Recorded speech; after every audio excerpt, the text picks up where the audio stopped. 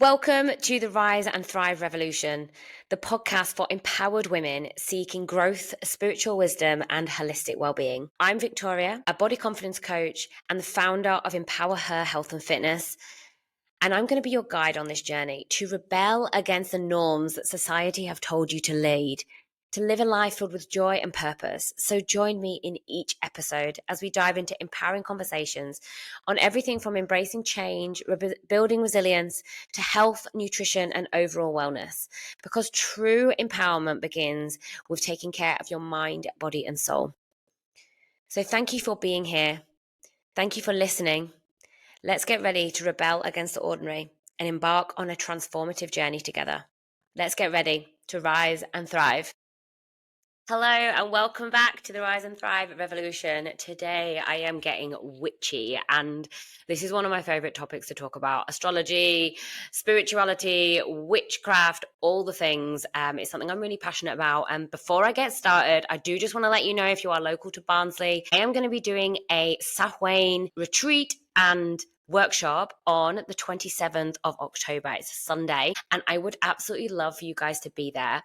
We are going to be doing all the things that day to do with spirituality and getting our witchy on. So a broom making workshop, crafting, we're going to have lunch. It's like a retreat day. We're going to be learning about crystal healing, about astrology. I'm going to show you how to use a dowsing crystal, how to use angel cards and to read them. I'm going to have an opening and closing ceremony, some breath work as well, meditation. You are going to leave after the retreat, after the workshop, feeling so powerful and feeling so calm and connected to yourself. So if you are someone out there that is curious about the moon and curious about astrology and just feel a calling to connect more with nature and connect more with other women around you, then it's definitely going to be the day for you. I have been going to a Samhain meeting every year for the past 4 years, and I can tell you, especially when I've been having a hard time going to one of these places with the type of people that I want to hang around with, it has offered me deep healing, and I've had such a most amazing and beautiful day that carries me through for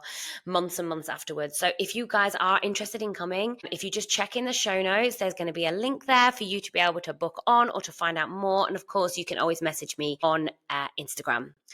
Okay, so today we are going to be diving into the world of witches. I'm going to be talking about where the word of witch comes from, some fascinating facts about witches and the sisterhood wound, and just some fun facts to keep everything super magical. So yeah, let's get straight into it. So where does the word witch come from? Well, interestingly, when I was researching for this, I always believed that the word witch meant power, that it was a power word and it was why we became to fear it, but actually it's not. So the word witch has roots in Old English from the words wic, which is feminine, and wicca, which is masculine, and it referred to people who practiced magic or sorcery. So it's connected to the word wick, meaning to bend or shape, and this reflects a belief in witches' ability to shape or influence reality through their magical practices.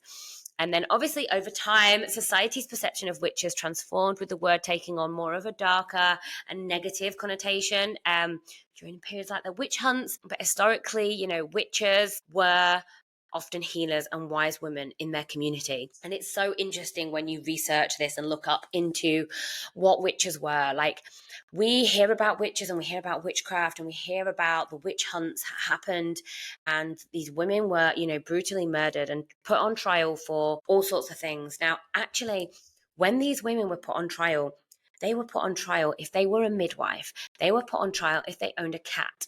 They were put on trial if they grew herbs.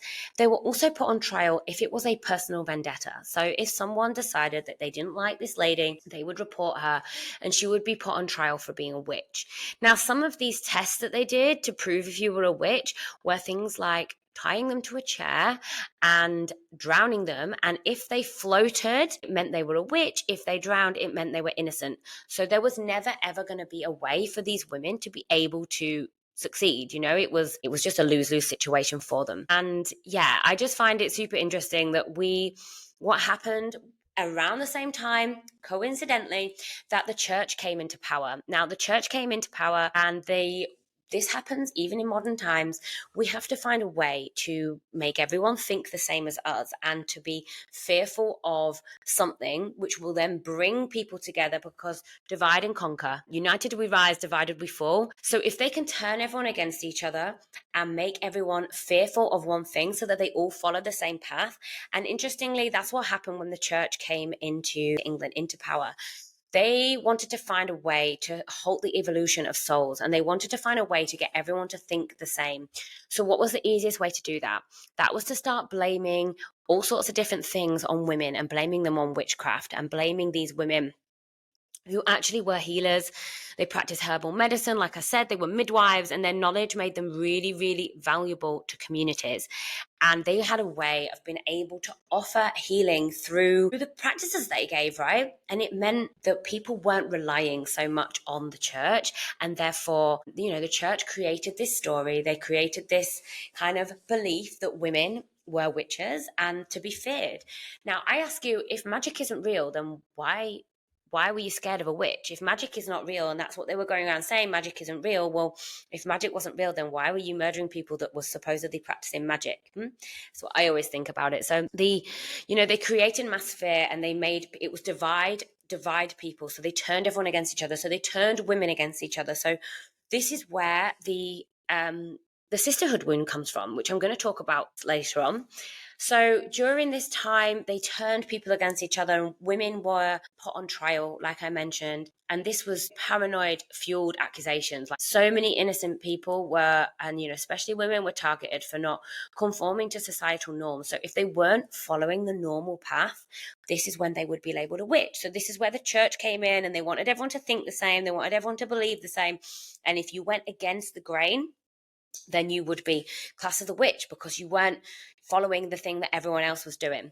But today, modern witches, they practice various forms of spiritualism and magic, and I class myself as a witch. I call myself a white witch. I felt calling to be a witch for a long, long time. When I look back at my childhood, I was obsessed with tarot cards and constantly wanting to learn more about the deeper world around me. And yeah, over the last few years, I've reclaimed that power and reclaimed that name, and I'm not ashamed to say I'm a witch. Love to offer healing. I love to discover different things around the world and connect with nature. And that's what these witches did. They connected with animals. They connected with the deeper world around them. They use herbalism, energy healing to help and offer healing and support for the community. And yeah, they were amazing, amazing people. And I do sometimes wonder, what have we lost? What knowledge and wisdom have we lost along the way when these women were, brutally murdered or made to fear their own power, made to fear their own knowledge? So they shut down and stopped speaking out. Now, when you are a baby, when your mother was a baby in her mother's womb, so in your grandmother's womb, you would have been an egg. So technically, I like to look at this as we have been carried by our grandmothers, because we were an egg in our mother's womb when our mother was in the grandmother. There is such a thing as like generational trauma. So we carry these things along that we've learned. So if we've learned to be quiet and not to speak, it is carried through generations to generations of women that are afraid to speak up. Now, the sisterhood wound is completely associated with this. And this is where there was a deep distrust, competition, and disconnection made between women. So they were, they learned to fear each other, because if I called you out for being a witch, then I wouldn't be called a witch, because there's no way a witch would call another witch out. And it was a protection method. So you learned to fear other women because you were worried. You learned to be in competition with other women. It ruined female solidarity. So it took women who were meeting in circles, meeting around the moon, who were doing amazing, amazing work, and it broke us apart. We turned on each other. We were encouraged to betray one another to protect ourselves. We would look at another woman as a competition and not as an ally. And this is where, the deep, deep sisterhood wound came from. And we have this, don't have this female solidarity, where it is starting to come back. But it is where the sisterhood wound runs so deep, and this can be you walking into the ladies' toilets and a woman just looks at you funny. This is a sisterhood wound, because women are looking at each other like competition, and we are not competition, because when women come together, magic fucking happens. Like, circles of women are magic. When I hold circle ceremony, women's circle workshops here at the gym and within our personal training sessions, circles of women are so magic. We literally can empower and lift each other so much that there is never a need to feel that you're in a competition with another woman. It is a sisterhood wound. So if you find that you are looking at other women and finding that there is a competition, that vibe there to you, then question, is it the sisterhood wound? Has this come from I don't even know where it's come from? Is this a fear that has come through, that I believe that I need to be better than another woman, or I need to look at another woman as competition? And then what's happened and passed through generationally is sometimes you have women that have a fundamental fear of speaking up, or they have a fear of swimming. They have a fear of fire. They have a fear of heights, and they cannot understand or fathom where it comes from. And I ask you this: if you had been drowned in a past life, do you think it's completely normal to have a fear of swimming or drowning in this life? Now, personally, that's what I believe. I believe that there are women out there that do not speak their truth because we were shut down and told not to speak. I believe there are women out there that are hiding who they are and making themselves small because that's what we were told to do to protect ourselves, to stay alive. I come across women quite often who have a fear of having something around their neck, maybe been touched around their neck. When we're in the gym, we do something with a barbell, we call it a front squat, and there will be a barbell resting on the neck. And what's something I always ask is, are you okay with that? Are you comfortable with that? Because I have met ladies who have a fear of having something around their neck. They have a fear of their wrists being touched. These, to me, are actual generational wounds that we are carrying from a past life, from something that perhaps happened to us in a past life. And I find it interesting, super interesting. Maybe not everyone can go on and roll with that, but I find it super interesting. And the reason I talk about that is because I have had and I have seen past lives. When I have been doing breath work, I've done a really powerful breathwork journey once or twice, a super, super powerful one where I experienced a past life and I saw myself as a witch and I saw what happened to me. And it makes sense as to why I have a bit of a fear of someone grabbing my neck. And this vision was so, so profoundly powerful that it cannot not be real. And I saw people in this vision that that I have since met in this lifetime. So people in this vision, when it was about 3 or 4 years ago that I saw, and these people have since come into my life, and I realize, I'm like, that's the role that you played. You were that person. And yeah, all I want to share is that I know that I am absolutely living in my dharma. I am living in my purpose by empowering women, inspiring them, and lighting them up and sending them across the globe to go and do bigger, bolder, brighter things and light up other women, because I believe that we rise together. And when I empower just one woman, that one woman may go away and empower another 6. And then those 6 women will go away and empower another 6 women each. And if we can keep doing that and keep building this sisterhood wound together, start to stick together and start to empower each other, how powerful is it going to be, for our daughters, our granddaughters, and those to come?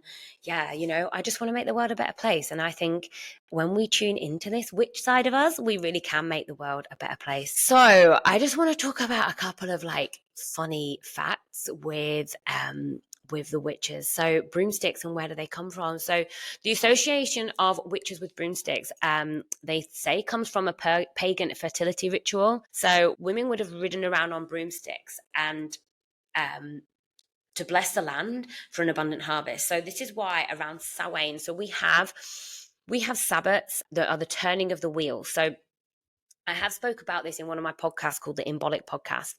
So there are different Sabbats we still celebrate now within our new age, new traditions. So we have Samhain, which you all know as Halloween. Now Samhain is New Year for witches. Is basically ending one year and bringing in the new. So the witches would have used these brooms to energetically sweep out an old year and to bring in the new. So this is why you see witches, and this is why broomsticks are associated with Halloween, which is Samhain. After Samhain comes the winter solstice. Winter solstice is around the 1st of December, which I don't need to tell you. There's also Christmas around this time. And then we can go forward into Imbolc. Imbolc is in February. From Imbolc, we have Ostara, which coincidentally sounds like Easter, and it's around the Easter time. Then we go forward and we go into the Lungasana, which is wrong way around. We go to May Day, which would have been May Day, and that is still a ceremony that we celebrate now as May Day. We know when it's May Day. We then go into Midsummer, which is the summer solstice, which you will have heard of. Then we go into Lungasa, which is your like harvest time, so the harvest festival. Then we have autumn equinox, which is coming up on the 3rd of September. So you can see that all these different festivals which were pagan festivals, actually we still use in modern time. And I just find that really interesting that we deny that part of ourselves, but we still use it daily anyway. So witch hats, why do we wear witch hats? Why do we associate them? So some people say the hats were worn by women that were brewers in medieval times. So these women brewed beer at home, and then they wore these tipped hats to help people stand on the marketplace notice them and see that we're there. Also, a lot of these women would have worn hats as protection, spiritual protection. If I'm going somewhere out and about, there's a busy place, the festivals, I do normally wear a hat. Just to spiritually protect me from anything kind of coming through, because that's my belief. So that's the other reason. Black cats, because witches were said to have familiars, which are animal companions, and I am fully on board with this. My Luna is my familiar, and they said that these animals would have assisted in magical work, and the black cats, is associated with, they were lucky companions, and they've got a bad reputation because of witchcraft. And actually, black cats are less likely to be adopted from rescue homes, which I think is so sad. And it is literally because of the tradition, which is the witchcraft, that black cats were associated with them. So, and yeah, as I've mentioned, we have Samhain, which is Halloween, which marks the witch's new year. And this is also a time to honor ancestors, reflect on the past. If you believe in this, then the veil is actually thinner at this time between the spiritual realm and the human realm. But then also, where does the moon magic come from? Where does howling at the moon come from? And that's because witches would have met up on a full moon and on a new moon. This would have been to decide what to do with the harvest going forward. Also to do with the fact that we would have bled on a new or full moon. When we bleed on a full moon, we are associated with being in our wise woman era, our crone era, and these are the people that would have been less favored by the patriarchy. If we bleed on a new moon, we are associated with being in our maiden energy, and these would have been more favored by the patriarchy because they would have been more likely to perhaps start family, or they've been in the era of their life where they would start a family. And yeah, so this is where the moon meeting ups come from, because they would have met up around the moon. Traditionally, the full moon would have lit up the sky, and it would have been a great night for hunting, which is why we have the hunter's moon. Also, so the women would have gathered. And also around this time, around being on your period, the veil is normally thinner, so your intuition is higher. So the women would have made decisions on what to do with the harvest coming forward, and the men would have listened to us because we lived in a matriarchal society. So patriarchy is what we are living in, or I feel like I'm coming out of it, but I think it's still true for a lot of people. Patriarchy is, was the disempowerment of females, the disempowerment of souls, and making women believe that they weren't equal, where we are equal, absolutely equal. And hopefully you've listened to my podcast from last week about toxic feminism, about how we are absolutely capable of doing everything a man does, but we all have strengths and weaknesses. And our strengths were nurturing, healing, understanding astrology, understanding the moon, understanding what's going on around us. And this is what we were made to fear. We were made to fear these things, and this was taken away from us, so that we don't have this innate wisdom available to us anymore. But it is still there. You can still tap into it. You've still got the wisdom within you. And what I find when a lot of ladies come to my workshops is they tap into something that's already there.